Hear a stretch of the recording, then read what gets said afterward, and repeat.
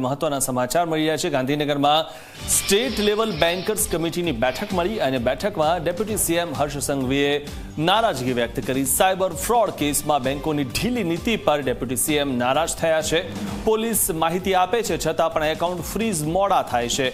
Bank account fridge થવામાં મોડું થતું હોવાનું જણાવ્યું અને દરેક બેંકમાં સાયબર ફ્રોડ કેસ માટે નોડલ અધિકારી નીમવાની સલાહ પણ તેમણે આપી। નોડલ અધિકારી સાયબર ફ્રોડનો કોલ મળતા એકાઉન્ટ ફ્રીઝ કરે તેવું પણ તેમણે કીધું। સ્ટેટ લેવલની ગૃહ વિભાગ, બેન્કર્સ અને પોલીસની એક કોઓર્ડિનેશન કમિટી બનાવવાના પણ તેમણે આદેશ આપ્યા છે।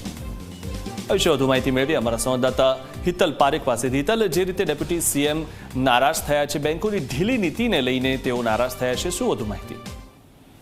જી ચોક્કસ એવું કહી શકાય કે જે પ્રકારે આજે બેન્કર્સ સાથે નાયબ મુખ્યમંત્રીની અધ્યક્ષતામાં બેઠક યોજાઈ હતી, તેમાં પોલીસ અધિકારીઓથી માંડીને રાજ્યનું વહીવટીતંત્ર, સમગ્ર મુખ્ય સચિવથી માંડીને તમામ લોકો હાજર હતા અને એ વખતે જે સરકારી યોજનાઓની ચર્ચા થઈ હતી, સાથે સાથે સાયબર ક્રાઇમના પરિપ્રેક્ષમાં ચર્ચા થઈ હતી અને ચર્ચામાં બેંકો જ્યારે પોલીસ કહેતી હોય છે કે આ ખાતામાં ફ્રીઝ કરો, કારણ કે લોકોના પૈસા જતા રહેતા હોય છે સાયબર ફ્રોડના કારણે, એટલે તાત્કાલિક જો ફ્રીઝ કરવામાં આવે તો એ પૈસાને બચાવી શકાય છે।